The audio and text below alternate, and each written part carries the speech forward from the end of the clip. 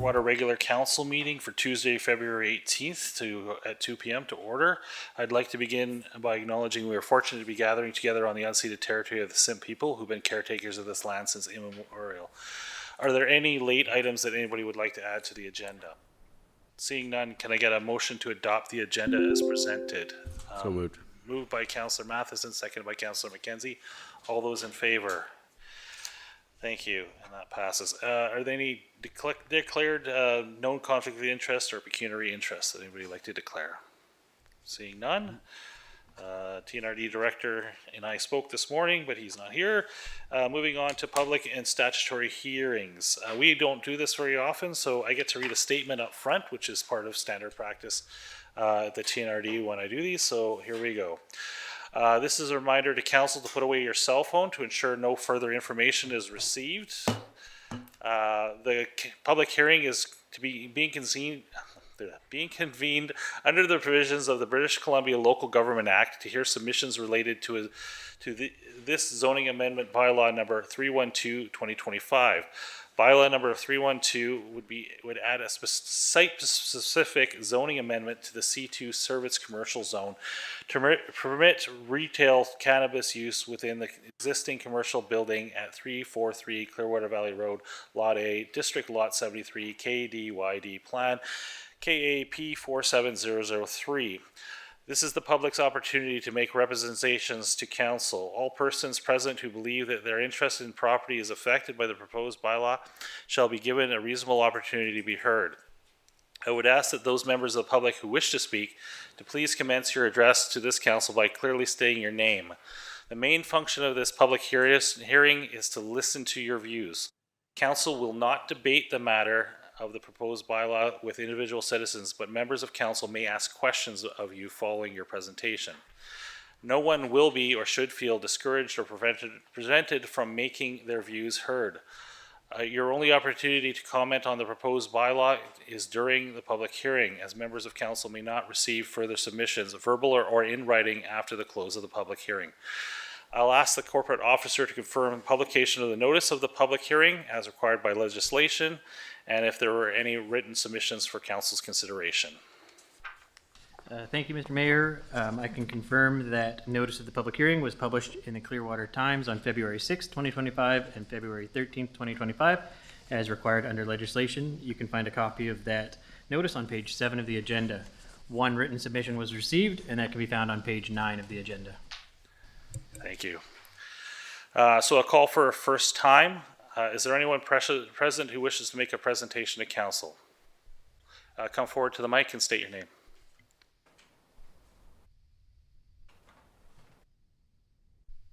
Good afternoon, council members and Mayor Blackwell. My name is Ben Mincy, and I'm the owner of Raft Peak Cannabis, the current only cannabis store in Clearwater.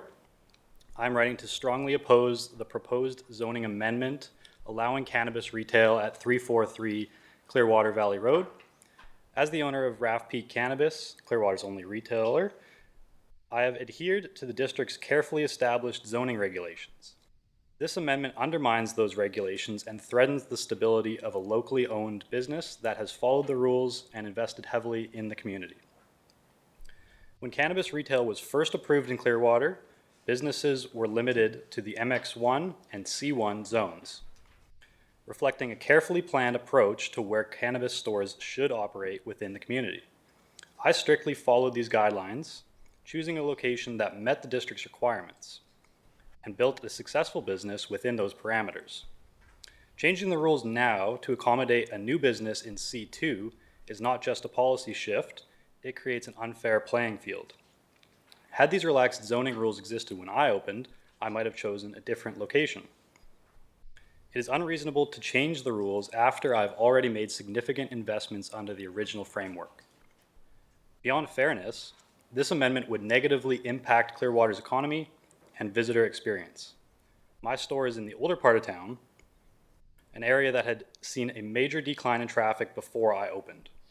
Since then, many travelers have told me they were unaware this part of town even existed until visiting my store. In turn, they have been able to experience more of what Clearwater has to offer, including other local businesses as well, which they otherwise may not have known about. Several visitors have even expressed surprise upon discovering that Clearwater has a lake in the middle of the town. By drawing tourists and new customers into this area, my business has helped revive commercial activity and increase awareness of local attractions. Allowing a cannabis store in C2, the newer part of town, would remove this benefit. Instead of encouraging visitors to explore Clearwater fully, this change would concentrate business activity in an already well-trafficked area, further neglecting the town's older commercial district. Keeping cannabis retail in its designated zones has helped distribute economic activity more evenly, which benefits the entire community. Additionally, the proposed C2 location is not well suited for a cannabis store. The parking lot is not designed to handle the increased traffic cannabis retail would generate, particularly during peak tourist season. Confusion, congestion, and safety hazards are inevitable, especially as large vehicles and RVs attempt to park on nearby roads where they shouldn't. The original zoning plan ensured cannabis stores were placed in locations better suited for these challenges. This amendment would disregard that logic. Altering zoning regulations after businesses have already made significant investments under the original guidelines creates uncertainty for local business owners. When I opened Raft Peak Cannabis, I did so under the understanding that zoning rules were carefully considered to balance economic opportunity with community interests. If those regulations can be changed at any time, it raises the question of how businesses can confidently plan for the future. Business owners need stability to make long-term investments, and shifting the rules now undermines that confidence. It is also important to recognize that Raft Peak Cannabis is more than just a business. It is a locally owned store that actively supports the community. I have reinvested into Clearwater, partnered with other local businesses, and ensured that my business operates responsibly within the town's guidelines. Unlike a new business from out of town, I have a direct stake in Clearwater's success and have consistently worked to contribute positively to its growth. While it is not the council's role to dictate competition in a free market, it is your duty to make decisions in the best interest of Clearwater and its residents. This amendment does not benefit the community. It weakens established regulations, disrupts a local business that has contributed to Clearwater's economy, creates an unfair visibility advantage for a new entrant, and introduces logistical challenges for an area ill-equipped to handle them. I urge the council to reject this amendment and uphold the existing zoning regulations that have served Clearwater well. Thank you for your time and consideration. If you have any questions, I'm open to that. Thank you. Are there any questions of Mr. Mincy? Go ahead. Mike, please.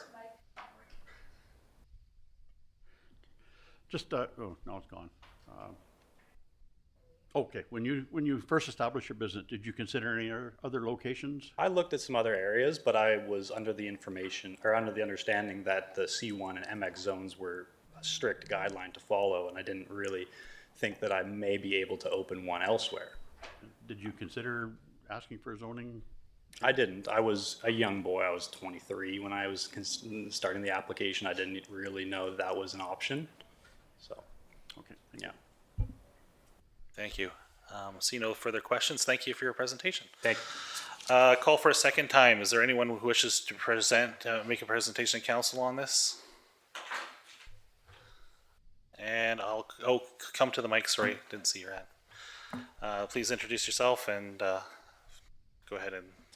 Hello, good afternoon, Mr. Blackwell and Mayor and Council. My name is Sandeep Mahal. I'm the owner of Barrier Buds. We have a location in Barrier and second location in Chase. Just want to let you know that we were looking around and we found the right location by the highway, and we knew about the zoning and everything. So we went to the district, asked for guidelines from them, and they pointed us what we needed to do, and so on. And also, they're in full support. TNRD, they're in full support. It's not going to have a negative impact on anything. We know customer counts, like he mentioned.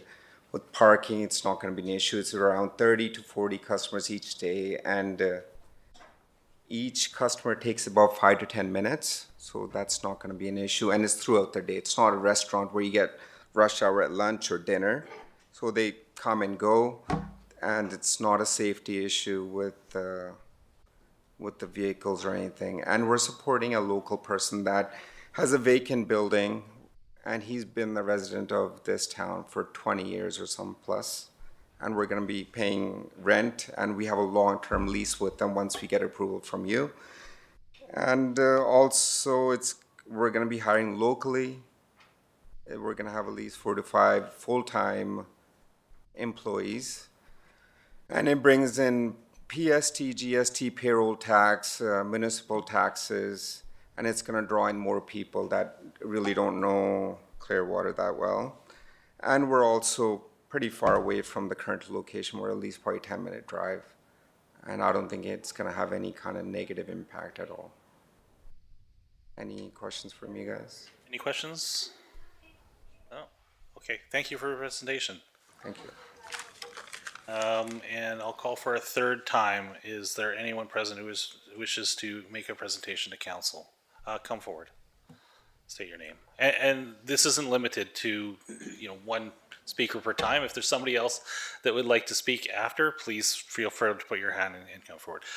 Introduce yourself and go ahead. Debbie Sabian, Mr. Mayor, councillors and staff. I work at the Barrier Buds in Barrier. We have 15 minutes down the road, we have competition, and we have competition right in Barrier. They're not legal, but we still have competition. And as for promoting tourism, I myself promote Clearwater. If I get people in from unknown countries and that, I let them know. Do you know there's a lake up in the next town? Oh, and go check out Wells Gray. That's kind of the responsibility of any of us in business, is to promote our area.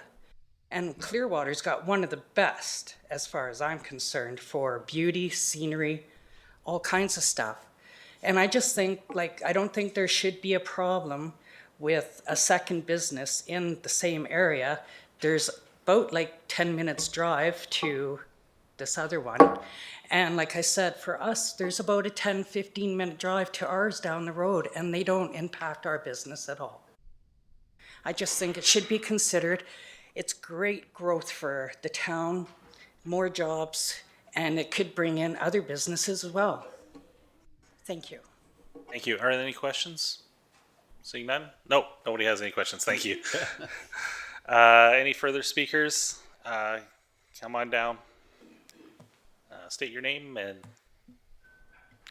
I have only one interesting point that most likely, please state your name. I know who you are, but please state your name for the I'm record. certain everybody knows me. I'm Harry, the local jeweler. Yeah, Harry Mincy. Correct. Thank you. And I appreciate the time that you gave me. I was wondering if the council has had a minute or two to consider the situation about, say, lunchtime, when the high school kids, they all go for their sandwiches at Dairy Queen, for example. I mean, how is it going to affect those kids not to get enticed to get somebody to buy them a joint or two? I just wanted to know what impact would that do, location-wise, being so close to all the food and the gas station, that, youngsters today, they do see it, they want it. Thank you for your Bring it comment. up. Thank you. Council will not debate with you at this point, but it will come back further on in the meeting for council to have a discussion on this. But thank you for your comments. Thank you. Calling for a final time. Is there anyone else that wishes to speak to this? If not, I declare this public hearing closed. Thank you. And we return to the regular meeting. Moving on to item 9.1, minutes of the regular council meeting held February 4th, 2025. There is a recommendation to adopt. Are there any errors or omissions? If not, can I get a mover and a seconder on that? Moved by Councillor Matheson. Seconded by Councillor McKenzie. All those in favor? If you do see an error or omission, please let staff know. Adoption of the minutes of committee hearings, minutes of the February 4th, 2025 budget workshop. There's a recommendation on that one as well. Moved by Councillor Frizzle, seconded by Councillor Bratton. Thank you. All those in favor, and that passes. We are moving on to development and zoning. We have multiple items under this. The first one is for DVP 24-02, 1485 Davie Road, minor variance or setback. And I believe we having a TNRD, or sorry, planning? It is actually Thank you, contracted Mr. planning. Mayor. Linda Brody is here. She doesn't have any new reports for item 11.1 or 11.2, but is here to answer any questions council may have. Available for questions. Okay, so you do have the staff report for DVP 24-02. It is on pages 21 to 29 of your agenda. Are there any questions, comments? If not, can I get a mover and a seconder on this one? Thank you, Councillor Herring, seconded by Councillor Matheson. Further discussion? This is a very minor thing. All those in favor? And that passes. Thank you. Moving on to RZ 24-03, 343 Clearwater Valley Road, cannabis retail. Discussion. Go ahead, Councillor Herring. So I think from my perspective, something that stands out here is that when we had originally drafted the cannabis bylaw, the service area zoning was something we considered not appropriate for this because of the traffic in those areas, because of the proximity to the highway. And I still think that that holds in my mind. I think we have room for a second business. I think we have all of that. I think what doesn't fit for me is the zoning here. I don't know that we want to open up commercial service areas as a place to host these types of businesses. I think the original intent with our bylaw was to put these businesses somewhere in town, out of sight, because we didn't want to draw this as sort of the flagship reason to stop in Clearwater, and instead have it something that's like just a regular business within the community. So I think putting it in that service zone is against what we had originally intended in that bylaw. Okay. Further comments? Councillor Matheson? I take a bit of a different stance on this. You know, to me, it's an opportunity to get more competition in the community. It improves services, both residents and visitors to our community. Limiting retail to a specific zone may have been appropriate when regulations were first established, but as our community grows and evolves, our policies have to change as well. We have made policy changes on other things in regards to that. I find that location is more accessible. It's a higher traffic area, which you spoke to. It's a part of town which serves a different customer base, and it provides convenience. You know, I'm fully behind expanding into multiple areas that benefits the community by spreading business opportunities out throughout our community. Speaking to the one comment about the liquor, you know, the cannabis being close to the school, I can't put much into that because cannabis stores have to operate under certain provincial guidelines. Certain ages can get in there, same as the liquor store, which is just at the bottom of the hill. They don't wander in there. They're not allowed to go in there and buy liquor. So there's the same thing there. I understand concerns about parking, but that's nothing unusual in our community. People work with it and they make it happen. Clear signage, designated parking, you know, there's all sorts of ways that could be dealt with. And I think we have to consider the importance of fairness supporting new businesses to coming to our community. They want to invest in our community, and denying this amendment based on prior zoning agreements could discourage future business owners or entrepreneurs from investing in our community. We need to adapt our regulations to meet current needs, and we need to ensure that Clearwater remains a place that welcomes new business opportunities, doesn't restrict them. Okay. Further comments or questions from council? Councillor Sim. Maybe we do have staff from the TNRD online, is that right? If you have questions that Yeah, I you'd do. like to ask. Yeah, okay. Yeah, go ahead. So to the point of when the regulations were coming in, I think that there was reference to the fact that it was all new. It was 2018. There was about a year where we were trying to figure out, well, what does this look like? What does the federal government need? And then in 2019, council went and made some decisions. And I think, and this is where I need the help of the TNRD, is I believe that in one of the documents that had been expressed to council is that there would be time for site-specific zoning, and it was acknowledged in those reports. Do you have recollection or history of that as a part of this topic? Hello, this is Linda Perotti here. My colleague Ursula, this is her report, and she may very well have the history on that. Unfortunately, I do not have any of that history, so I cannot answer your question. I don't even want to fumble through that question. Okay, thank you. And then moving forward to page 39 of the agenda is that the council of the day, there had been discussion of having licenses for up to 3 cannabis stores. But I wasn't able to figure out, where did we envision those going? We didn't set other than zoning.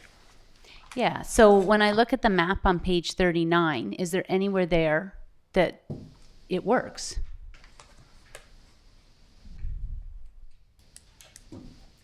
Not sure, what do you mean by, Well, where would it fit for the zoning? So there are restrictions, distance from schools, which are stated in the report. That's right, 150 meters. Yeah, so existing commercial at this point, I would have to go back to staff to see whether or not, where that 150 meters falls. There are 2 other, I don't even know if they're actually zoned, they're zoned commercial, but I don't know what the sub-zone is. Oh, they are C1. So there are 2 other buildings in that area that are zoned C1, according to this map, behind the info center, but I don't know if they fall in that 150 zone range. Perhaps even the end of the Pattison Plaza as well. And I'm just wondering, because it does go to the point is when we went through the zoning and where we looked at things, and this area here, I believe that the property directly across from 343 Clearwater Valley Road, I believe that it was just recently purchased because that there was a C1 zone to it. So I want to have that discussion, because the point was raised is that when businesses purchase and they do so, with what we've zoned, and then we change it, what does that mean? And so we're doing that here, is that there is that change. And I just sort of struggle when there are other places that would be available with the zoning. Okay, and I think if you look at the screen, the highlighted zones are the light purple, the lighter color, where this would fall. But yes, to your point, yes, I hear your point. Okay. Those are the exclusion zones. The 2 elementary school, the elementary school and the high school, and the exclusion zone around it. As well as built-up parks. As well as built-up parks. Okay, so that's another one. So when I look at the Oh, again, right. Sorry, just to clarify that, because there's also the light green area, which you're showing around the map. Thank you. Okay, go ahead, Councillor Sim. So since I wasn't able to follow that map at all because it's way too small, but thank you. That's why I did go to page 39. And would there be any restrictions on why some of these other properties, like just off Wildwood Road, off Hydro Road, those all seem to be outside of the 150 meter? Would they fall in relation to parks? Would that be P1? But is that why that particular site wouldn't be chosen? Like, if we have zoning available, why are we changing the zoning? I don't know if Ms. Perotti would like to tackle that. I would just be speculating that maybe those properties aren't available now for this type of use, or aren't for lease, or aren't for sale, something along those lines. But I do not know of the history of why those properties aren't chosen at this point. Okay, thank you. Thank you. Further comments or questions?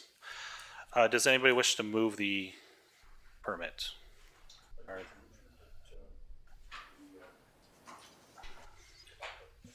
So the recommendation is the public hearing input and staff report be considered, and if no amendments are proposed, that zoning amendment bylaw number 312 be read for a 3rd time. So that's a recommendation. Does anybody wish to move that recommendation?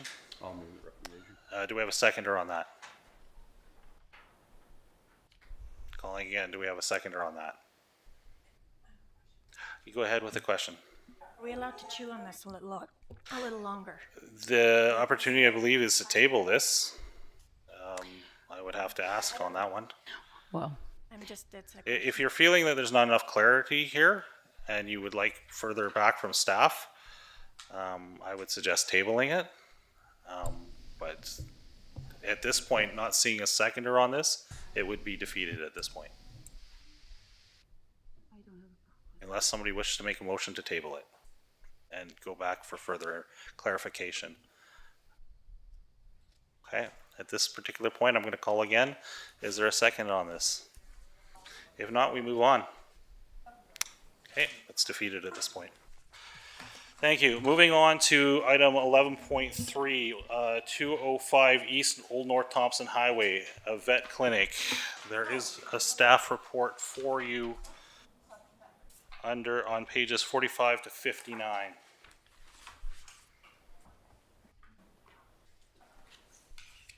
Any questions of staff?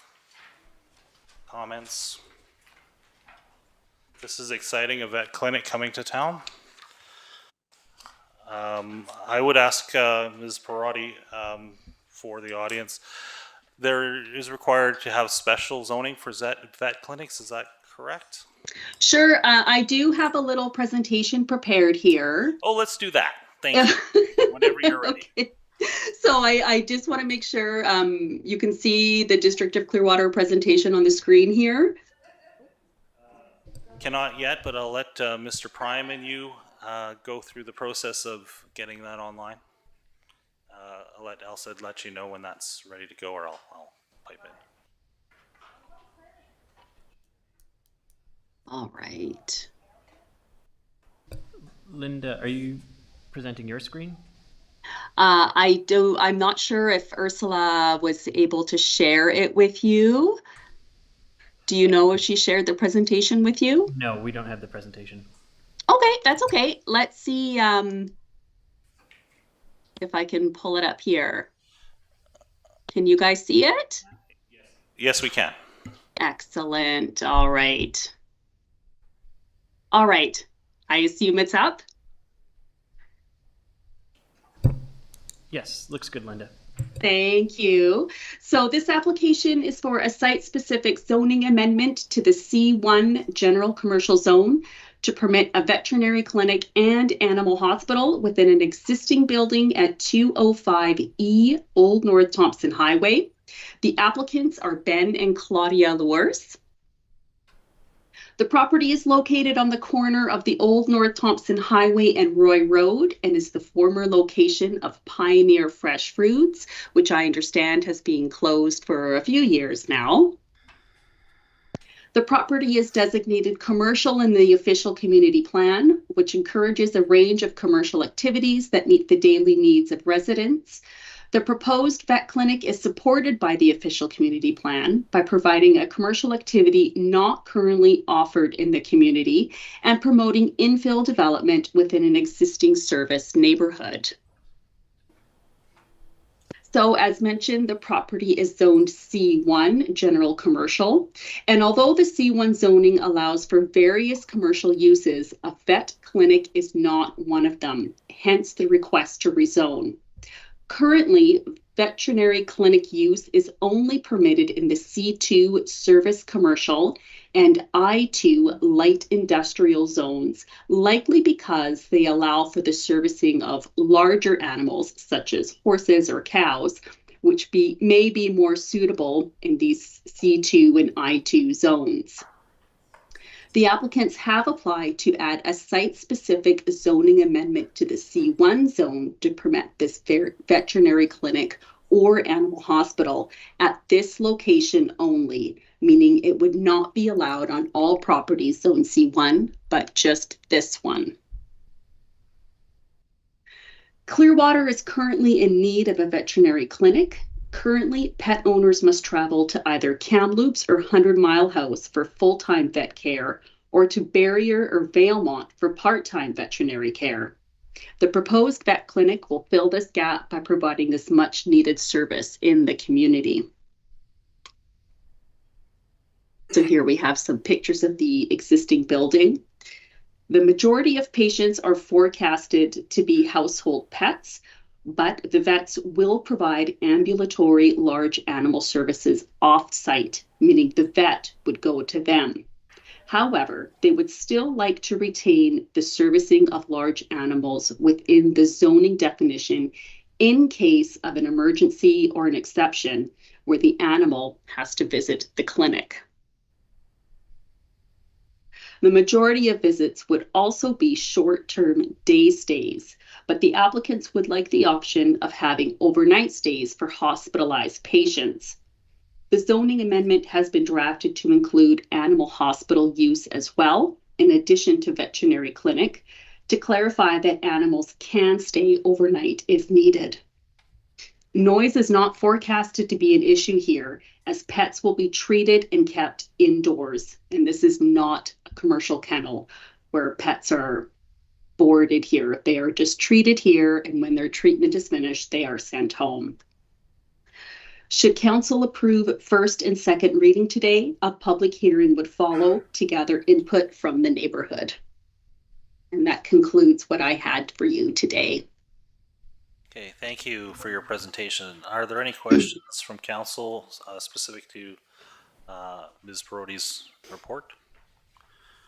Okay, any further discussion? If not, does somebody wish to move the recommendation that the zoning amendment bylaw number 317 be introduced and read a first time by title only? Are you moving it, Councillor? Move the recommendation. Seconded by Councillor Matheson. District of Clearwater bylaw number 317, 2025. A bylaw to amend District of Clearwater zoning bylaw number 133. Whereas an application number RZ 2404 for amendment to the zoning bylaw number 133 has been made, and whereas the desired changes in uses of land have been considered, and whereas the zoning amendment conforms to the District of Clearwater official community plan, now therefore the Council of the District of Clearwater in open meeting assembles and acts as follows. This bylaw may be cited as a District of Clearwater zoning bylaw number 133, amendment bylaw number 317, 2025. All those in favor? And that passes. There is a second recommendation there that the zoning amendment bylaw number 317 be read a second time and be taken to a public hearing in conjunction with a regular council meeting. Are you moving that? I will make this motion. I'm quite interested to hear what the public hearing might solicit from businesses around the area, as well as our public. Thank you. Seconder on that? Second that. We'll give that to Councillor Bratton. District of Clearwater bylaw number 317, a bylaw to amend District of Clearwater zoning bylaw number 133, whereas an application number RZ 24-04 for amendment to the zoning bylaw number 133 has been made, and whereas the desired changes in uses of land have been considered, and whereas the zoning amendment conforms to the District of Clearwater official community plan, now therefore the Council of the District of Clearwater in an open meeting assembles and acts as follows. This bylaw may be cited as the District of Clearwater zoning bylaw number 133, amendment bylaw number 317, 2025. All those in favor? And that goes to public hearing. Thank you. Moving on, there is nothing under 12. Item 13, Mayor's Report.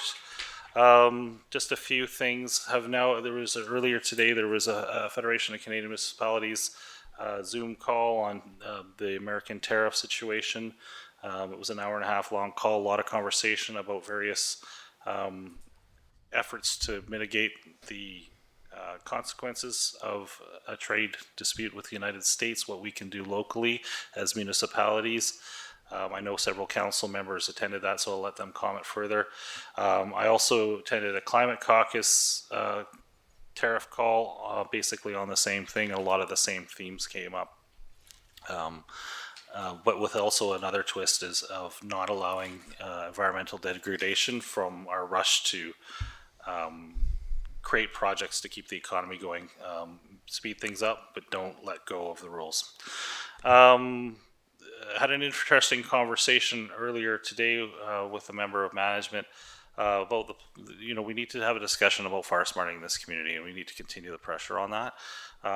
One suggestion that came out of the conversation is the potential of putting fire smart letters encouraging all property owners to do so with the tax notices this year. And by doing that, we actually would be reaching people that we only usually see when it comes time to pay taxes, especially on out-of-town property landowners, vacant lots that have not been developed. But we need to start pushing that. With the risk of wildfire in Clearwater being rated #1 in Canada, and I know that's by a company that we haven't really ground truth that yet, but I would not be surprised if that data is accurate, that we need to start responding to that. So put that in your minds that maybe as a council, we need to start thinking about pushing a little bit more on fire smarting, less carrot, maybe a little bit of push. Okay, Councillor Bratton. Yes, I was on the a Zoom call as well earlier today, and something that I took away from that, as everybody is discussing on how they're going to deal with these tariffs and whether they come in or not, is there seems to be quite a movement on boycotting different businesses and whatnot, and maybe just kind of keep in your process of deciding which way you're going to go. Is some places you may think Americans own but are actually owned Canadian. So if you decide to boycott them, you may be hurting local owners. And so just really dig deep on who owns what and where it comes from to make your decisions on informed decisions. And that's all I have to report. Okay, thank you for that. Councillor Frizzle. I also attended that meeting earlier today. It was very interesting to understand what other municipalities are doing to help mitigate the tensions that we're all feeling over the tariff threat. So it was good to hear. And pointing to the fire smarting that the mayor just spoke to, we're going to be having the coordinator come to the Seniors Learning Lunch in April. And I think maybe more groups and organizations may want to have him come to different meetings too, so you can grab all those people that you don't necessarily know that you're getting. So that's just a thought, because I have 60 to 70 people that come to the lunch, and so that's a lot of people that'll be caught in the conversation. So it's a good opportunity to get the information out. Thank you. Thank you. Councillor Herring. I had a really great conversation with a representative from the Institute for Catastrophic Loss, which is sort of a research body that's been put together federally to look at large-scale disaster responses. They were heavily involved in Lytton after the fires, as well as Jasper, and the conversation was extremely interesting. They can help with grants, they can help with ideas for the Fire Smart program, so I'm definitely going to connect them in with our Fire Smart coordinator. But also I'm going to ask CAO Johnston to bring them in for a conversation with council. I think they have a lot of interesting things. They mentioned that one of the things they've worked with other communities on is promoting bylaws that help us in the event of a catastrophic loss. So when something goes wrong and the community is rebuilding, some of the bylaws we have in place beforehand can actually make that a lot easier. A good example of that is a Fire Smart building materials bylaw. So mandating the use of Fire Smart building materials is something that can be tricky because all new builds would be required to, say, have a Fire Smart siding.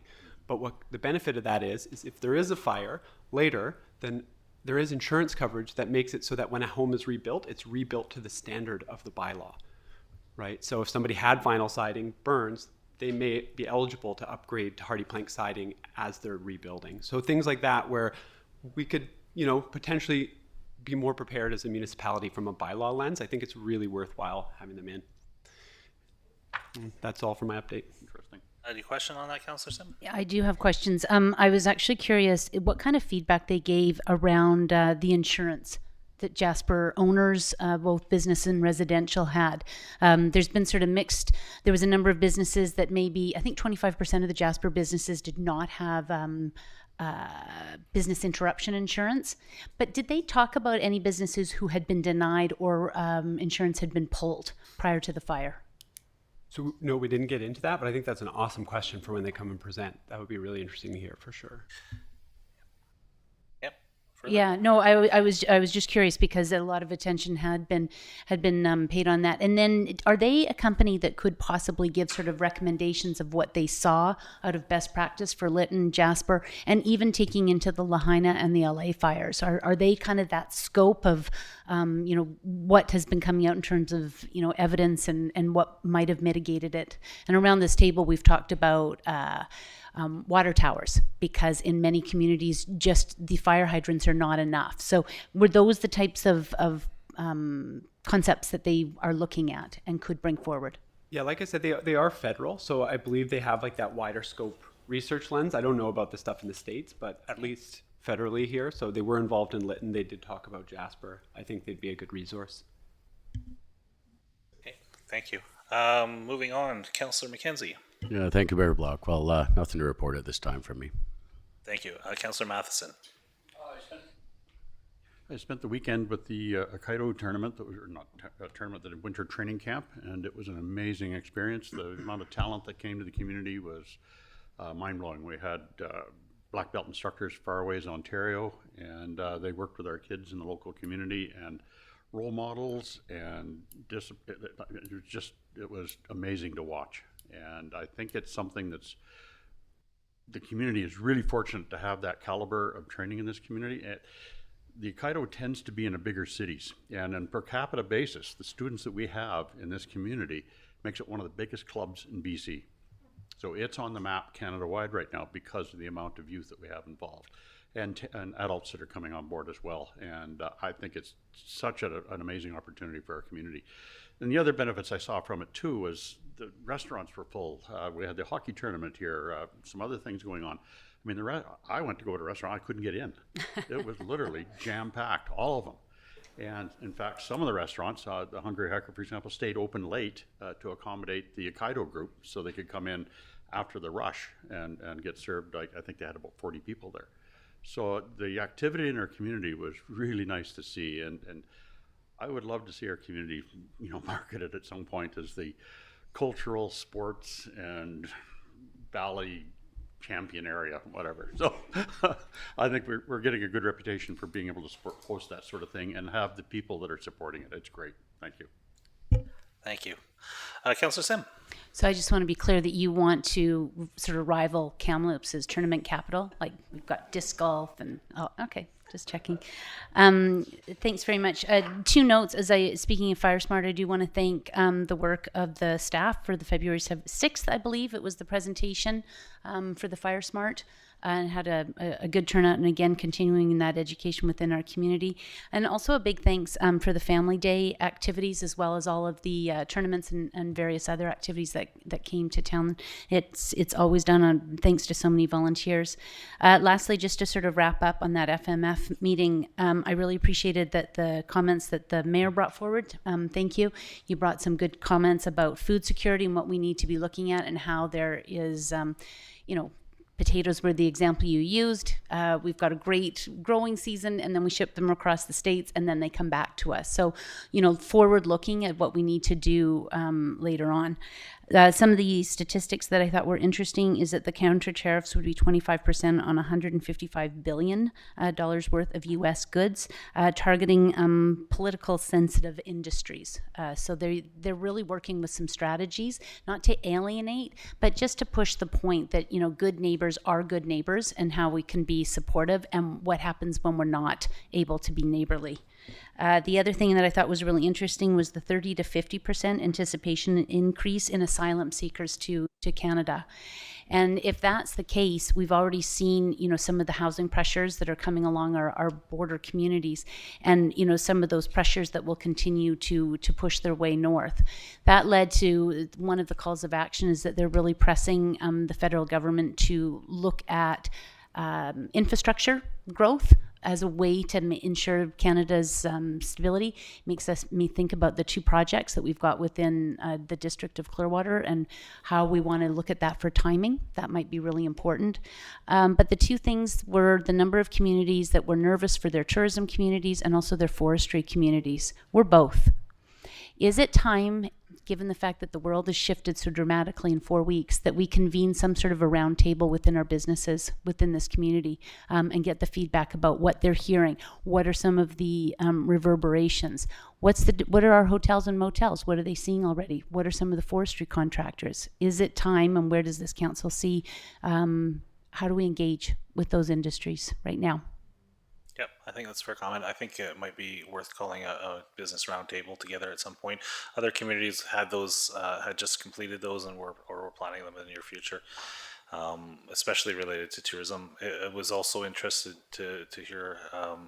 No, I can't talk about that. Anyways, yeah, I know. I think that's worthwhile thing coming forward. Do we need a motion to that effect? I think we could leave it to staff at this point. I think we need to have more of a discussion exactly what we want to happen. Thank you, Mr. Mayor. Yeah, that would be correct if we could maybe discuss that and then come back at the next meeting with. If we could come back to the next meeting, I think that again, things just seem to be moving quite quickly. And I think the next date is March the 10th. Is that right? Is there? Next council meeting is March 4th. No. Not, For what our next door neighbor wants to announce, I think March 10th. Does that ring a bell to anybody? I don't know. Doesn't matter. Anyway, I would be interested in sooner than later, just to get our pulse, especially ahead of the summer. Who do we need to activate? What do we need to maybe readjust for our budgets? Let's respond accordingly, getting community feedback. Okay, thank you. Okay, that's it for council reports. Anything from Acting CEO Klassen at this point? No. Okay, thank you. Moving on to new business, staff reports. Item 16.1, Recreation, Culture, and Events report. We do have a PowerPoint here, and Ms. Culp is here as well. So you have the PowerPoint in your agenda package, but whenever you're ready, fire away.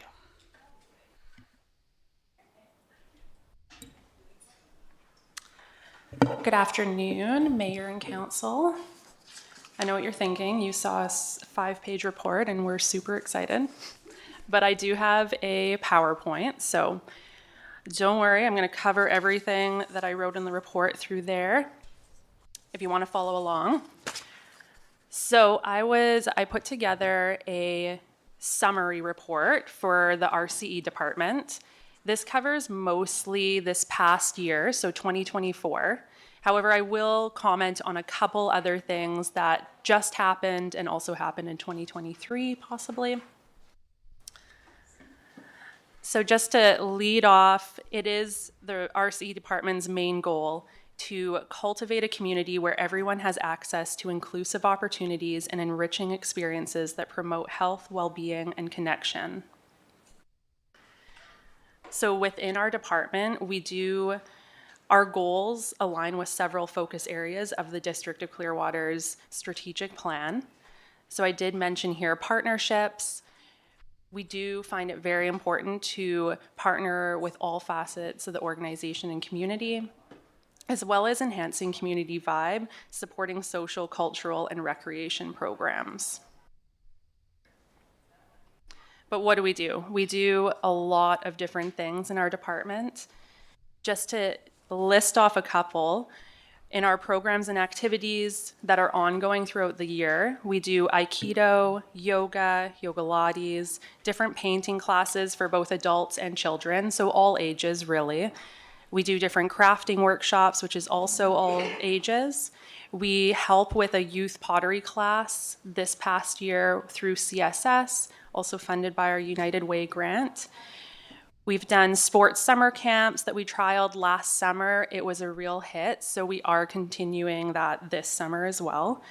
We have swimming lessons, which are 2-week sessions in July and August, as well as our summer hockey camps, which the last couple years we added an extra camp just due to the interest.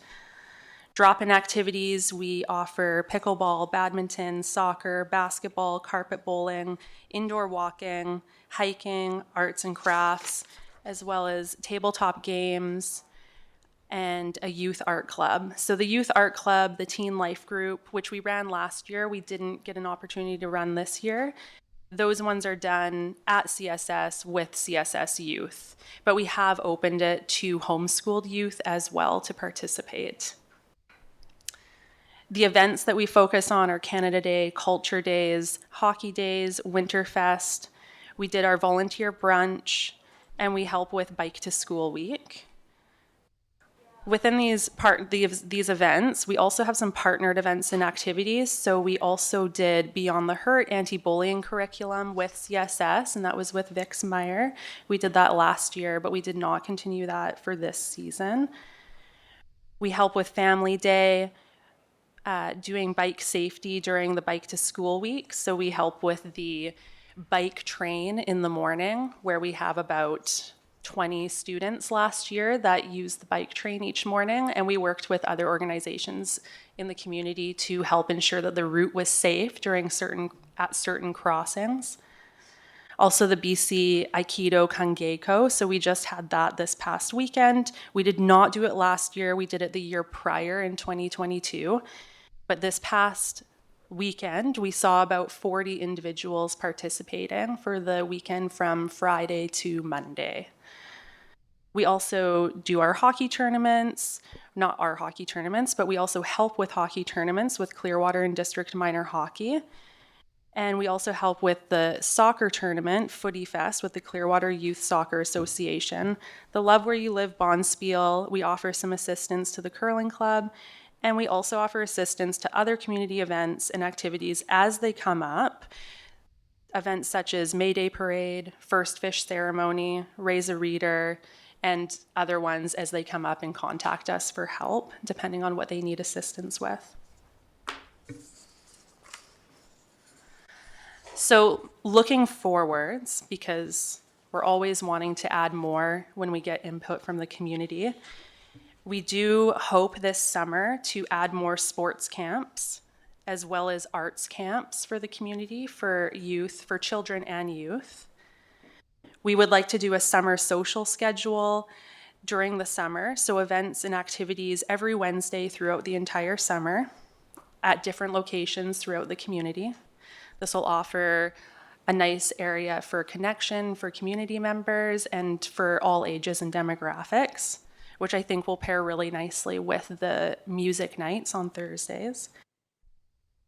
We also are looking at like a power skating camp, just little things that have been popular in the past that we haven't done in a few years, but we're getting lots of feedback that they would like to see it come back. So, okay. Now, participation summary. So these numbers I will say off the bat are, I write them down as number of transactions because there are going to be repeats of the same individuals that have registered. But if you look at the registered programs and drop-ins, you'll see that drop-in wellness classes saw 163 transactions, as well as punch cards, so that's 85 drop-ins. Drop-in sports was 811, where some people bought the punch card, so that's 250 more drop-ins. Total program registrations was 462, so this is a total of 1,546 transactions through the department. Total RCE revenue, so we had 48,558 from our revenue for the RCE programs. Hockey School saw 27,100 approximately. And United Way grant, we get a $20,000 grant from United Way with CSS that we split. So CSS keeps 10,000 and we get 10,000. So we had 10,000 there for a total of 85,658 for 2024. So a few note programs, I just wanted to give you a couple numbers here. So for the hockey camps, last year we saw 116 registrants. So individual registrants, there were a few that signed up for both camps, not many. But I just want to note that 75% of these people are families visiting for 5 to 10 days, staying in Clearwater. And they're coming back actually year after year. So they're loving it so much here that they're telling all of their friends. We offered another Clearwater camp as well, just for dates and for interest from local community members as well. Swimming lessons saw 121 registrants. This was over a 2-week session. All local kids and a couple from Barrier, as Barrier does not do swimming lessons anymore, or they did not for the last year or so. And Aikido youth classes saw 72 registrations over the year. And that's about around 30 continuing students, 20 to 30 continuing students, or 22 regular students, sorry, and then about 7 to 8 adults. And this number is growing each season. So our events, Canada Day, we had about 600 people served and about 1,645 raised for the food bank. Our Bike to School Week, like I mentioned before, we had 20 kids participating each day, which is great. We're getting that bike safety out to the community, especially at a young age. Hopefully we can see more parents wearing their helmets when they come and join their kids.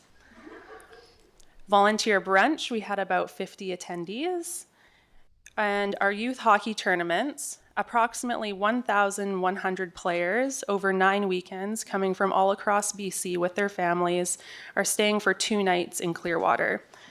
This number does not include the local participating team of the weekend when it's their home tournament, which is approximately 20 players per team with their caregivers and families visiting and participating all weekend, Friday to Sunday.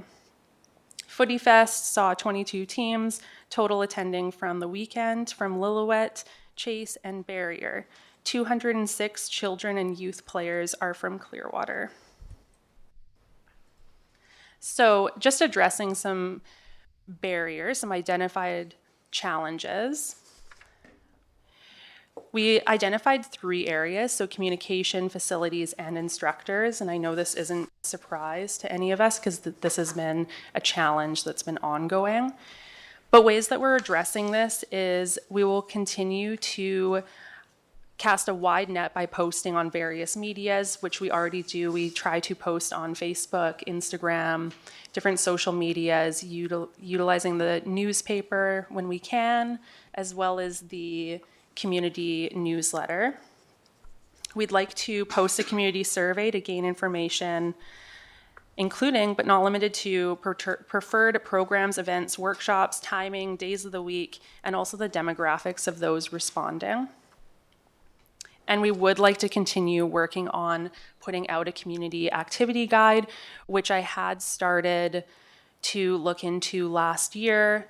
But then our communications officer, we do not have one anymore. So I was looking for them to help, but I will be working on that just a little bit slowly.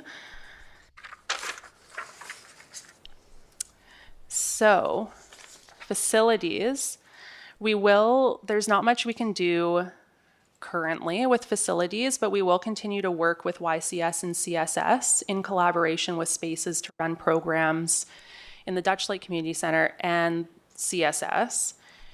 However, it is important to note that this can sometimes cause programs to not run, as when we're dealing with a space that isn't district run, there's many schedules that do have to be taken into consideration. So just working together with community partners on that the best that we can.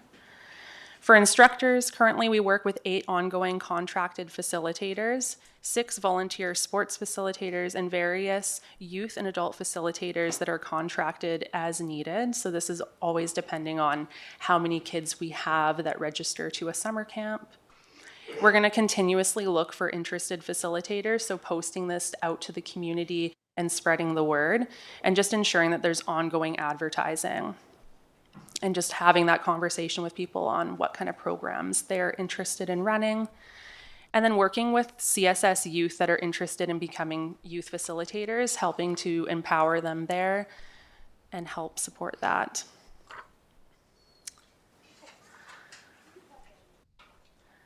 So in closing, coming back to our vision, so we really are committed to learning and growing in order to cultivate a resilient community where everyone has access to inclusive opportunities and enriching experience that promote health, well-being, and connection.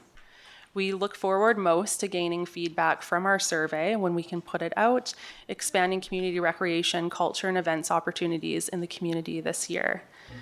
And I'll just leave you with this one quote. Recreation's purpose is not to kill time, but to make life, not to keep a person occupied, but to keep them refreshed, and not to offer an escape from life, but to provide a discovery of life. Okay, thank you for your presentation. Are there any questions of Ms. Culp? Go ahead, Councillor Bratton first. That sounds fantastic. A lot of these programs seem to be very successful. I'm curious on hockey school, what's the max that can be accepted?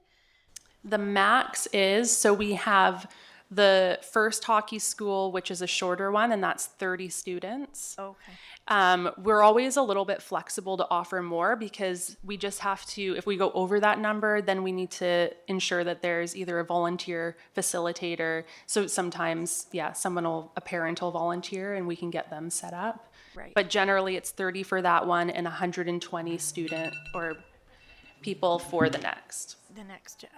And do you find that there's any kind of challenges receiving inquiries for hockey school?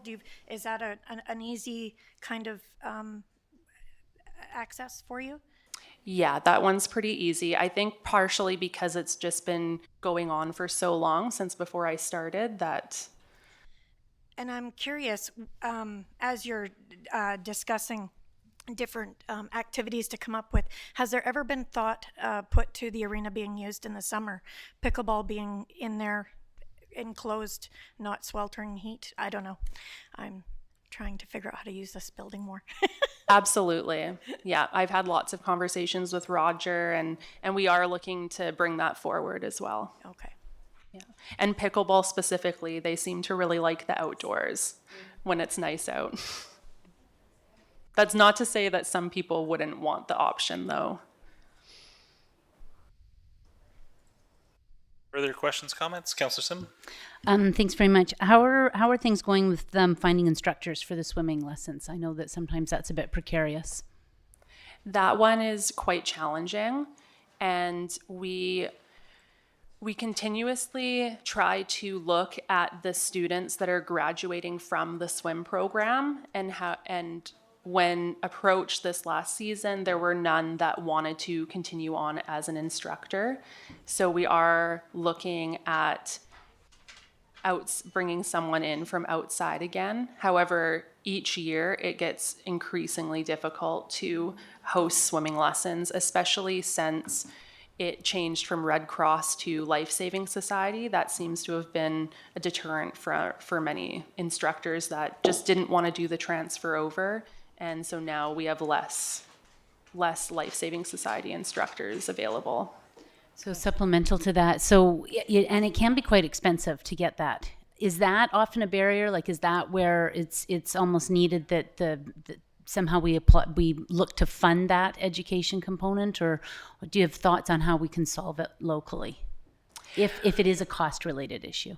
I haven't run into it being a cost-related issue yet. It's been more of the fact that people would have to leave town for a week to 2 weeks to go do training in either Kamloops or Kelowna or farther.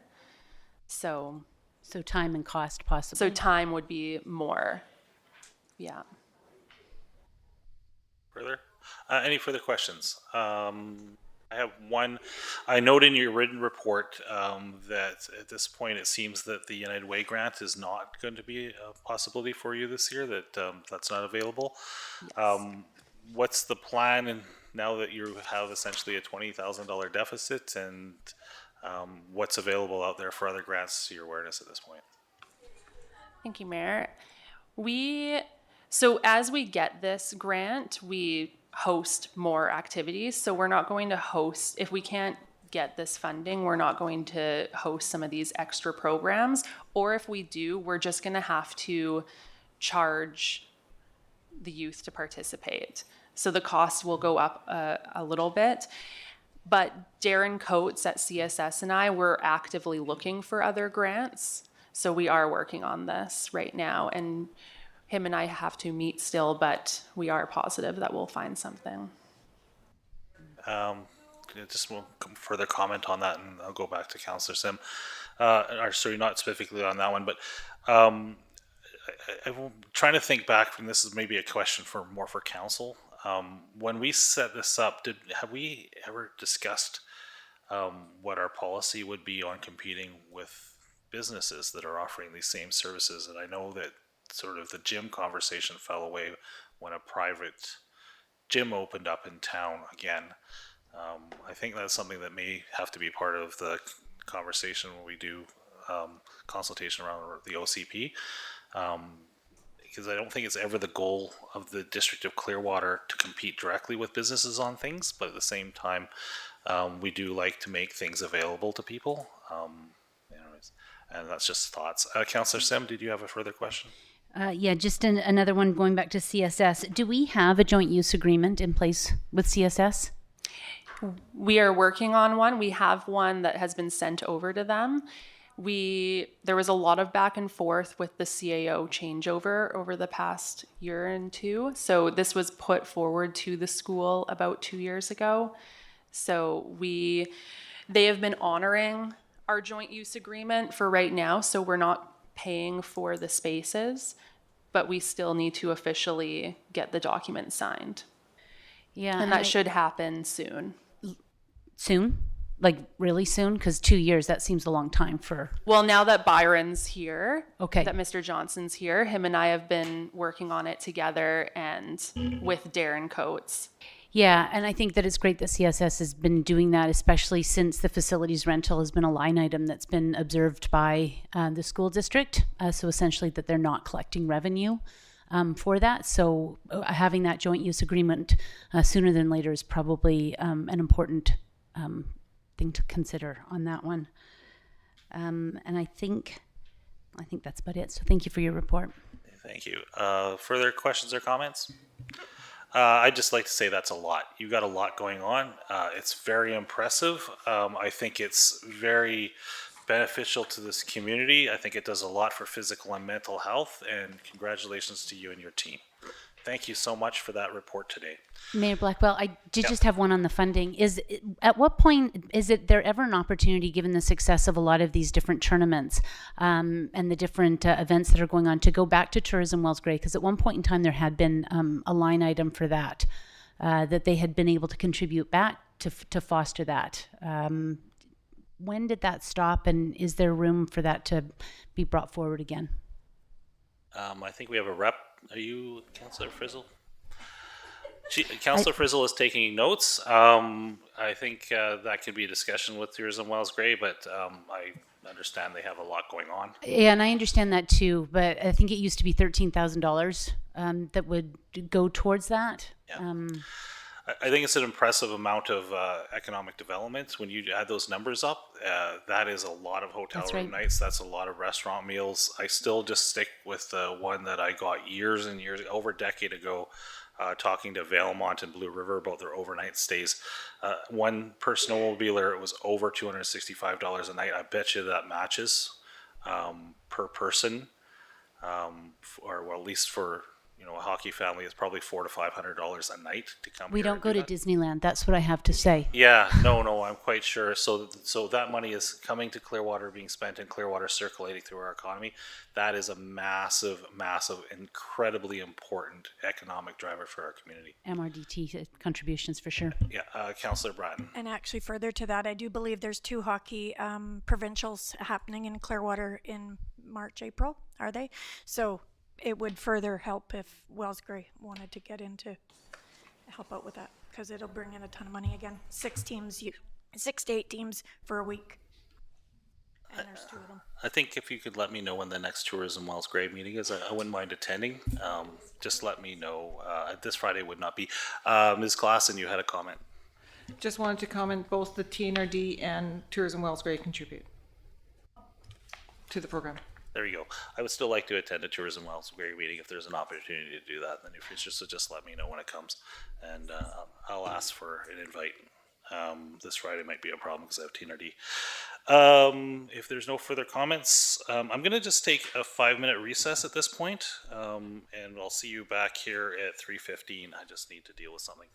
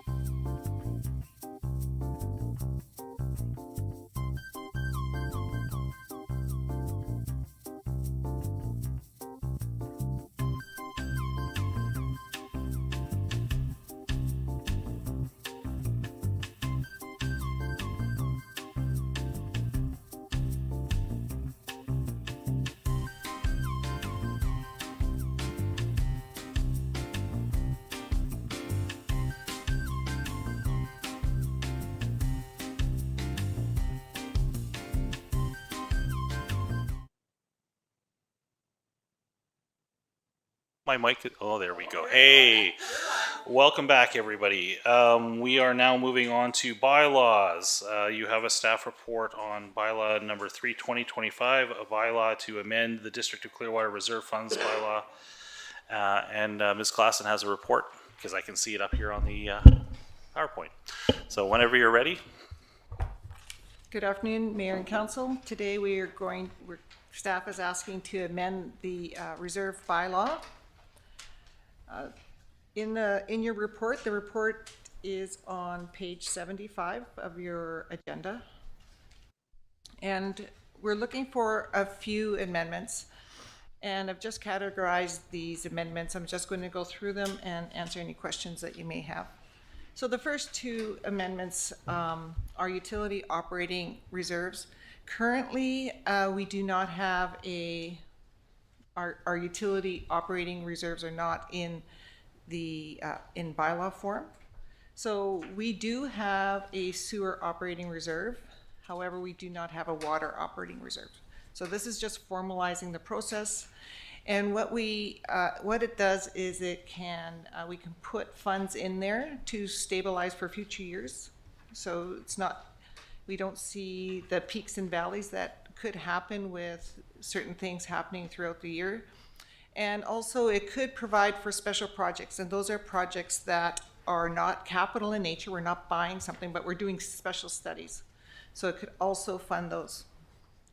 So what would happen is we could either allocate those dollars in our financial plan, or in that each of those funds, because they're each little businesses, anything that is a surplus we would allocate to the operating reserve. So those are the first two.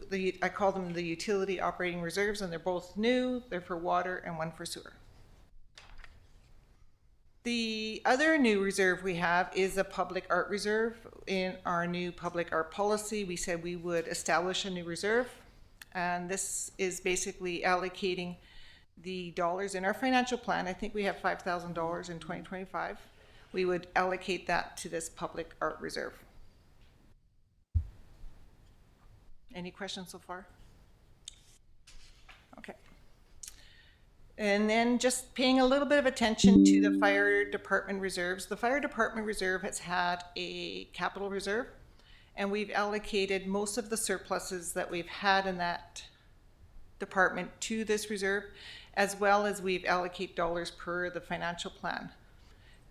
As well, we're recommending to establish a fire operating reserve, and similarly to provide for more stabilization and to also provide for special projects.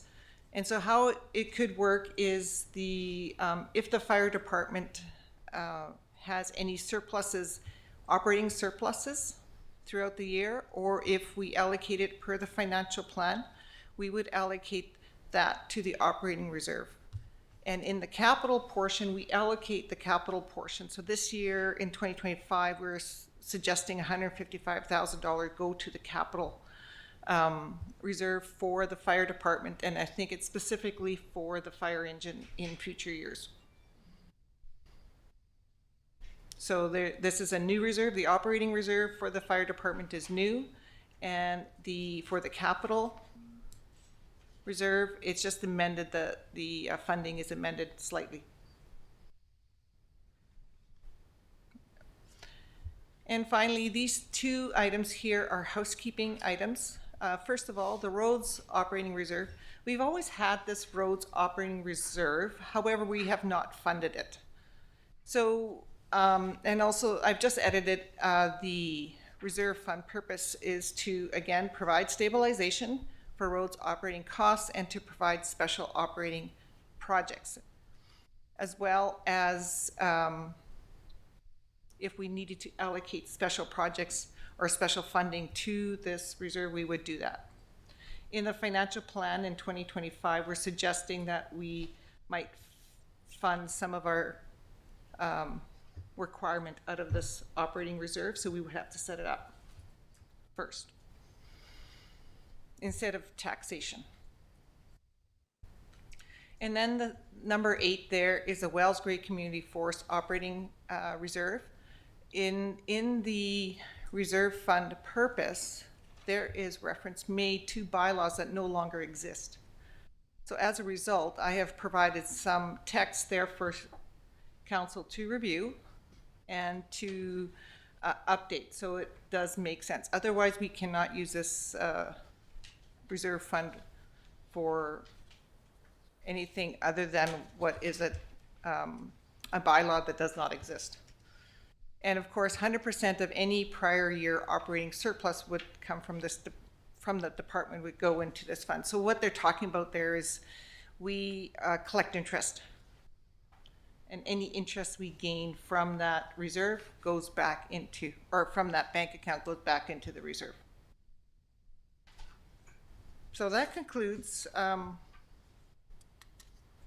my presentation for the reserves. Okay, questions? Councillor Sim first. So I wouldn't mind just going back to that last slide where you say to provide funding or grants for projects that meet specific criteria approved by council. Wouldn't that specific criteria have to be developed? Yes. And so so should that be done before this is passed, or what are your thoughts? You did allude to the fact that, you know, you've put some words there to get the thought process started. Where do you see this going? I think we do have to bring that to council and develop that program. It's not done yet. And the criteria? Yes. Okay. However, in between, we've already distributed funds out of this account without criteria, such as the X-ray machine and the lab equipment, and yep.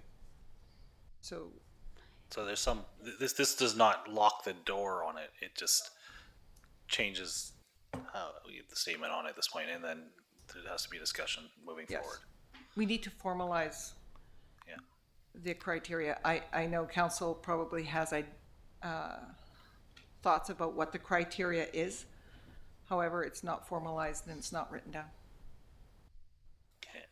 So supplemental is, what would the timeline need to do that? And the reason being is that particular criteria discussion, you know, needs to be a respectful conversation for me. That it's got some history, and I think how we define that would build confidence within the community, given its origin story. Mm-hmm. Yeah, no, agreed. I think it'd be a good priority. I think getting through budget and everything else we have to do. But yeah, for sure, I would see that in the next few months for sure. I don't think we can just flesh it fully out at this meeting or come to a conclusion here. But yes, I would agree that should be something that we discuss in the very near future. Okay, further questions or comments of Ms. Clausen? So I am a bit stuck on this one. If we pass this right now, then we would keep that wording and then we would revisit it. Yeah, I think that wording doesn't actually commit us to anything other than coming up with specific approved criteria. We're gonna have to revisit it because it really is. All right. So the good news is because we don't have any criteria, that it is important that it's actually addressed. Yes. It's also, so we can't pass anything because we don't have any criteria. Also, it's also important that it's driven through council. It's important that council approves anything distributed out of this, or any reserve actually. All reserves with the District of Clearwater has to be approved by council. It's not unique in any other way in any other reserve. Except it is. Yeah, I know. I think we need to have a discussion about what the specifics on that are in the near future, for sure. Okay. Just by nature, the fact that it's called the Wells Gray Community Forest Operating Reserve. Yeah. Right. Yep. No, fully understand. Yeah. So there are two recommendations. The first is that bylaw amendment, the amendment bylaw number 3/2025, a bylaw to amend the District of Clearwater Reserves Fund, bylaw number 216/2019 or 2000. Is that correct? Is there an extra number in there? Oh, It should be 3/20. Should be 320 there. Bylaw number 320, 2019. Is it bylaw number 2016? The original. Yeah, it's on page It 3. is. So is and- this something that was, okay, never mind, okay. Reserve fund bylaw number Oh, 216. 216. Thank you. Without the zero in there, I'm going, we don't go into the quadruple distance. 2019 being introduced and read for a first and second time. Do I have a mover and a seconder on that? I'll move it for first and second time. Okay, thank you. Okay, now I just gotta find it. Oh, there it is. Hey, aren't we happy? District of Clearwater, bylaw number 320-2025, a bylaw to amend District of Clearwater Reserve Funds bylaw number 216-2019. Whereas council has adopted the District of Clearwater Reserves Fund bylaw number 2019. Whereas council deems it desirable to amend bylaw number 216, and the desirable changes to that bylaw have been considered. Now therefore, the council of the District of Clearwater in open meeting assembled and acts as follows. This bylaw may be cited as the District of Clearwater Reserves Fund bylaw number 216-2019, amendment bylaw number 320-2025. All those in favor? And then there is recommendation 2, that amendment by 320, a bylaw to amend the District of Clearwater Reserves Fund bylaw number 216-2019 be read for a third time. What is the desire of council? Somebody wish to move in second? Moved by Councillor Matheson. Second, discussion? I'm going to vote against a third time at this for the meeting. Yeah, I figured that. District of Clearwater bylaw number 320-2025, a bylaw to amend District of Clearwater Reserves Fund bylaw number 216-2019. Hold it, shouldn't we vote? No, Oh, no, we- the vote is, I have to read it first.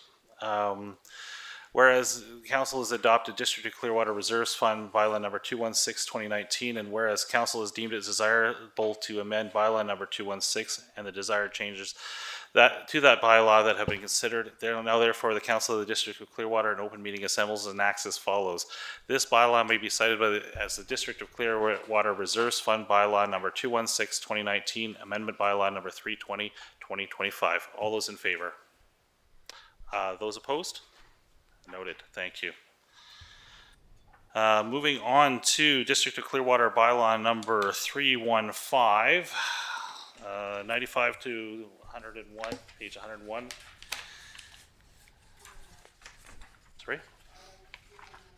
Sorry, 319. The 2024 to 2028 amended 5-year financial plan. There's a staff report on this as well. Is there not? Yes. Okay.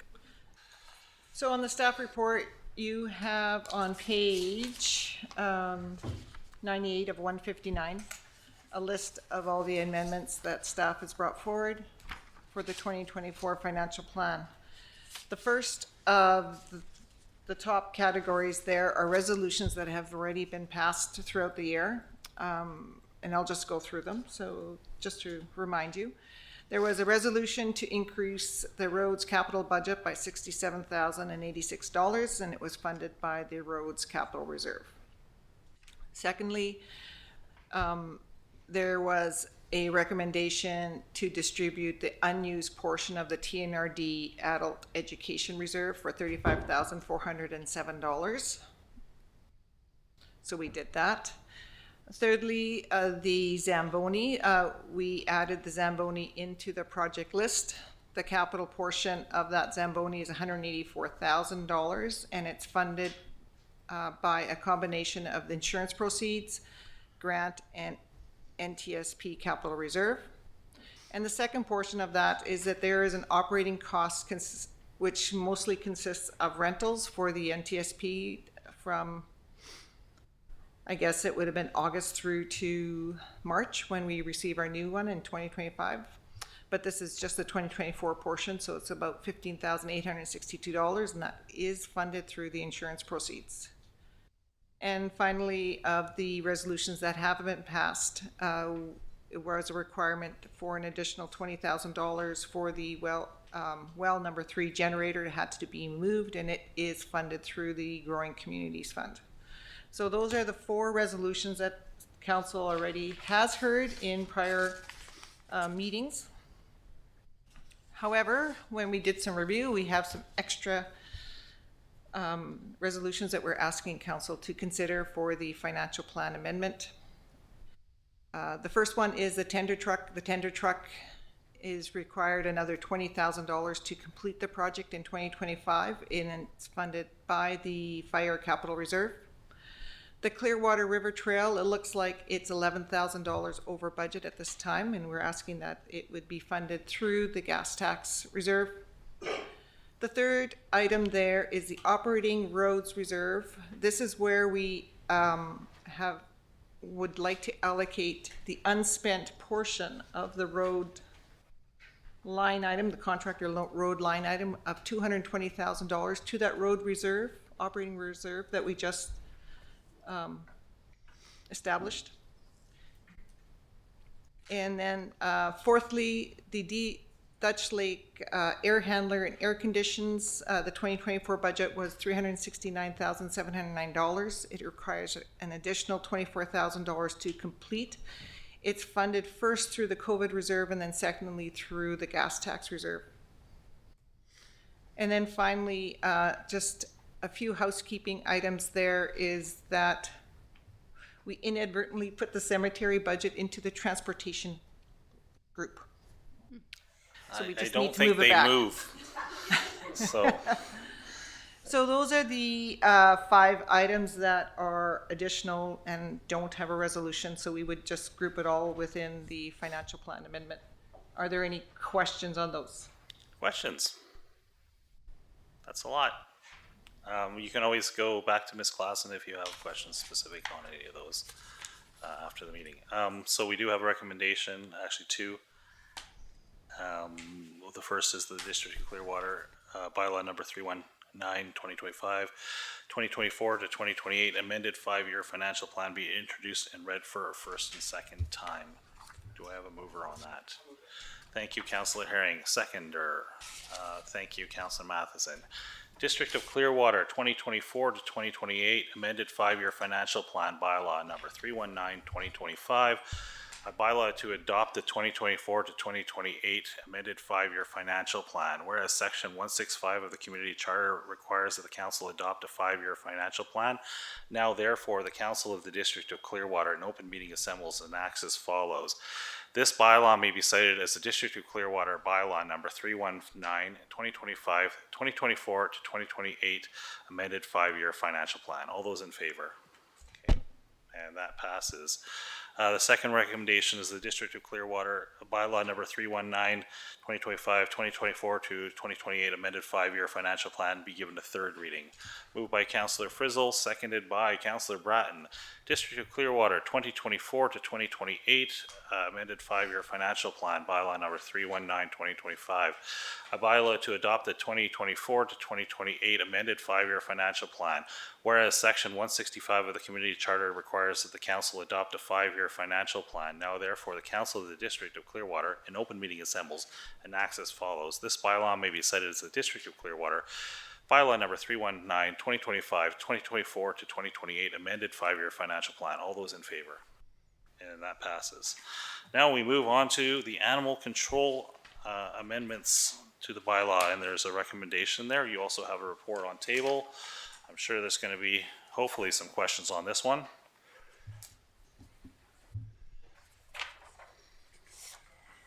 Are we having a presentation on this, or? There's no presentation prepared, Mr. Mayor. Yeah. This was presented at the last meeting. Where it received 3 readings. As you may be aware, the primary 2 amendments to the animal control bylaw here are putting in some enforcement, some sort of teeth to some of the no dog signs, such as at the Dutch Lake Beach and other areas. Those signs didn't have any sort of enforcement measures within the animal control bylaw to allow actual ticketing for people who had dogs on the beach, for example. And the second part of that is just to try and, through some consultation with the conservation officer, just putting some enforceable measures on having garbage and wildlife attractants out. Those are the 2 primary sort of amendments to the bylaw here, but I can answer any questions, hopefully. Okay. This is a big one. I know that those 2 categories generally tend to be the highest in our bylaw. requests anyways, if not enforcement. Is that correct? Yes, easily is. Between composting and then dog complaints, those would be our two primary. And I'm still surprised that composting is one of those complaints. I guess it's just not used to that on larger rural land, I guess so. Do I have a Councillor Sim? I am curious about the compost. Is it just because composting seems to have different versions of how we compost? Like, is it an education need, or is it like, what is it that we're missing? Because I think the intent that most people have is to compost responsibly. So where's the pinch point? Yes, Councillor Sim through Mr. Mayor. It's a great question. It is certainly about composting responsibly and correctly.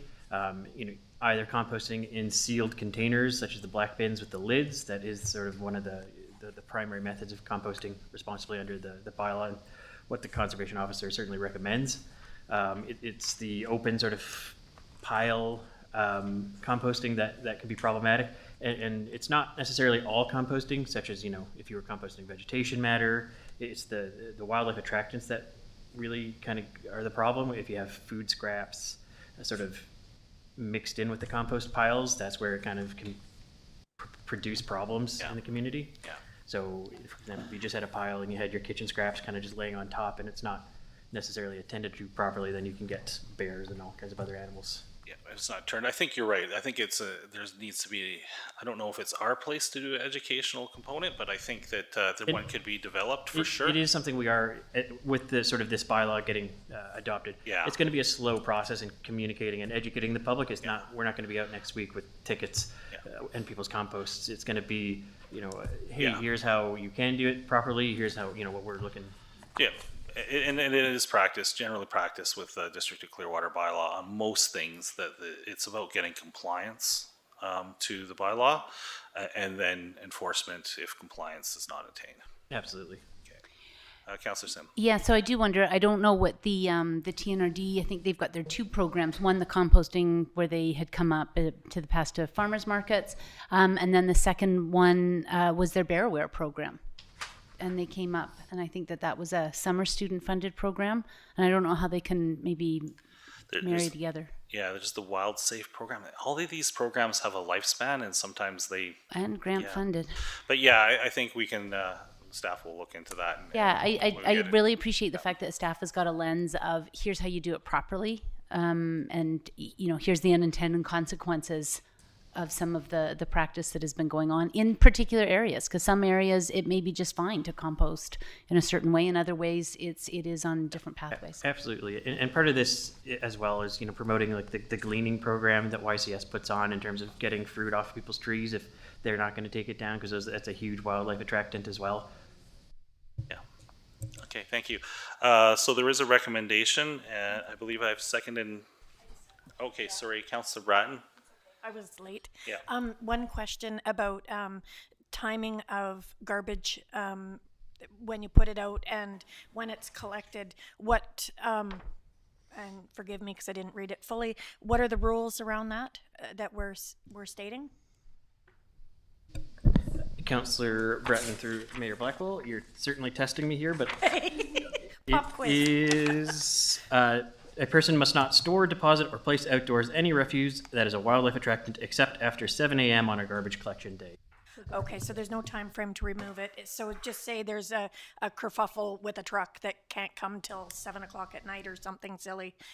We're not going to be sending people out to. No. Okay. We wouldn't. No, that's Councillor Frizzle. I just, that would be a good newsletter article on how to compost. Yes, absolutely. It's going to be a big, Yeah. communication push we'll need to put out. It's not meant to be punitive. It's not meant to be chasing tickets out there. It's to kind of get everyone else on the same page and educate everyone. Thank you. So we did have a mover and a seconder on that? I don't know. I don't think we did. Moved by Councillor Frizzle, seconded by Councillor Bratton, or vice versa. District of Clearwater bylaw number 318/2025, a bylaw to amend bylaw number 148, animal control, and bylaw 221, municipal ticket information. Whereas section 137 of the community charter provides that the power to adopt a bylaw includes the power to amend or repeal it. And whereas the Council of the District of Clearwater wishes to amend bylaw 148, animal control, and bylaw 221 municipal ticket information. Now therefore, the Council of the District of Clearwater in open meeting assembles as next as follows. This bylaw may be cited as the Animal Control and Municipal Target Information Amendment Bylaw number 318, 2025. All those in favor? And that is adopted. Thank you. Okay, we do have 2 items of correspondence. Response requested, item 8.1, Clearwater District Chamber of Commerce, Recouncil Special Meeting and 52 Ridge Restaurant. Councillor Matheson first. Yeah, I'd like to make a quick response to that letter since I seem to be named in it. You know, I'd like to acknowledge that the Chamber's historical role in Kamloops has been really good at fostering business growth and collaboration. They've also helped lobby government on certain things, local issues, political issues. I categorically reject the claim that council has acted with bias or unfairly targeted any business in this community by our actions. We are driven by public concerns and regulatory responsibilities, not personal motives. I have eaten in that restaurant prior to the loss of the licensing, and I probably would if it was properly licensed at the present time. This is not a personal issue. In regards to leadership in our community, neutrality in the face of complaints and regulatory violations is a failure of leadership, in my opinion.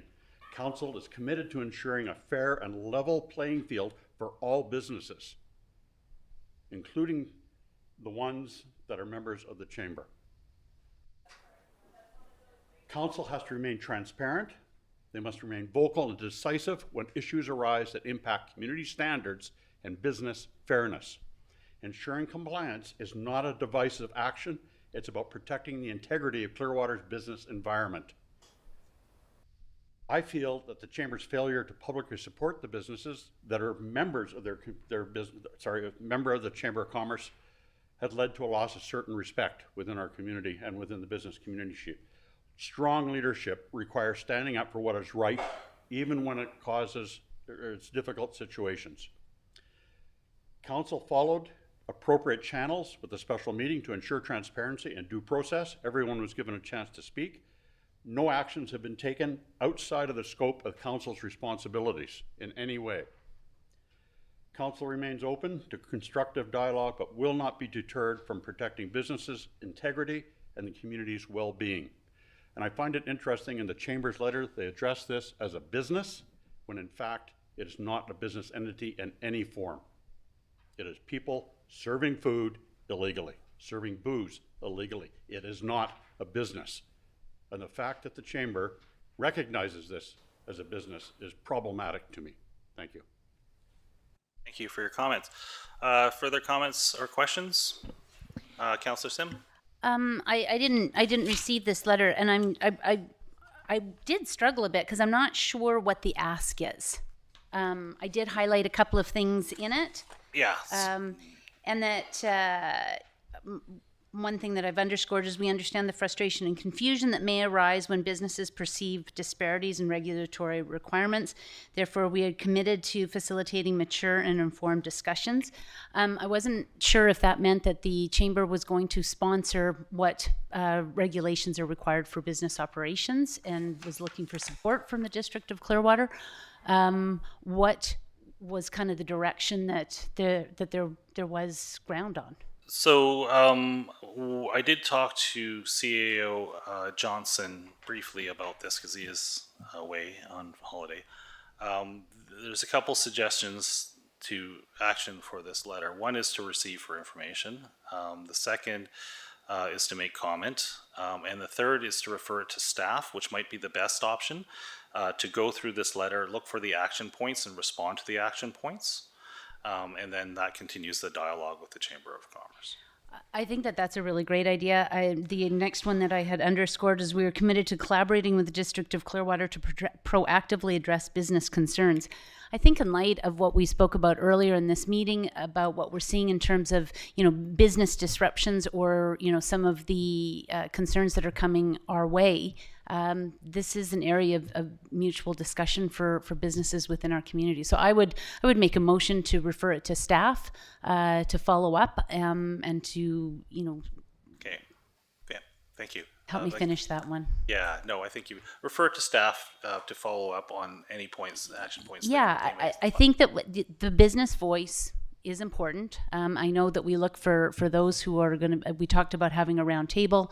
We've got a large database for those who have got business licenses within our community. And we do need to hear from people. And we've got challenging times ahead of us. This is a time when we need to move forward proactively. Okay, thank you. Do you have a seconder on that? Seconded by Councillor Bratton. Further discussion? Okay, this is about the chamber letter versus the thing. So all those in favor on the response to chamber letter, thank you. We move to Town of Oliver Silga resolution, which is... I need some help understanding what this is. You can just receive for information if you don't understand. It's still going to come up to Silga because they have put that resolution forward. Is it that, and maybe somebody on staff knows, is it that they're holding land for an airport, but it doesn't operate as an airport, and they'd actually like to utilize that land? I don't get it either. Mr. Prime? Yeah, thank you, Mr. Mayor, through to Councillor Sim. My understanding on this is that as a municipality, you are enabled to get a crown lease for an airport. It could be, and what it seems like is that the province is very restrictive on what those uses entail, and that they're looking to, I guess, get a support for resolution to include ancillary uses to the airports. That would be, right. Makes sense. I mean, yeah. Correct me if I'm wrong, but I believe airports are federally regulated. I don't know about this one, but that might be part of the issue here. I don't. I'm going to make a motion to receive for information and follow up at the Silga conference. Yeah, no, that makes the most sense. Thank you. Moved by second by Councillor Frizzle. All those in favor, and that passes. We move on to comments from the public. Anybody from the public would like to come up to the mic and make comment? Feel free to do so. Ask questions on anything related to the agenda. Please state your name before you begin to speak. Thank you. Yeah, hi, my name is Chris Enns. I'm actually the Secretary of the Chamber of Commerce, and earlier this morning, President Long sent an addendum to staff here once it was realized that this was a discussion topic for today, just to clarify some of the points and some of the, the vitriol that had been thrown at the Chamber of Commerce, from the public and from some members of the council. So I'm just going to read a prepared statement at the moment. And in terms of who asked, I just finally got this information. In terms of who asked for the Chamber to even make a statement, apparently that was Lauren from Home Hardware and Councillor Matheson both asked the Chamber to make a statement. So here's our prepared statement that was sent to staff earlier today. It has come to our attention that the District of Clearwater Councillor Ken Matheson and former Chamber President Peter Bradstock have made public statements regarding the Chamber of Commerce's commitment to neutrality and non-intervention, especially during legal disputes. Our mandate is to support and represent all businesses, members and non-members, fairly and without bias. In accordance with the BC Chamber of Commerce guidelines, maintaining neutrality is essential to upholding our organization's integrity and trust. The BC Chamber of Commerce Policies and Positions Manual provides more detailed information on these guidelines for chamber organizations. As a non-governing and non-regulatory body, the Chamber of Commerce has no jurisdiction to take sides or assign verdicts in political or law enforcement matters. We have no authority over businesses or individuals. Our role is to provide existing and potential businesses with resources and constructively address business-related concerns. In times of disagreement, we can facilitate opportunities to bring willing parties together in a neutral setting, providing them the opportunity to voice their positions and concerns so that each side can understand where the other is coming from and move forward with civility.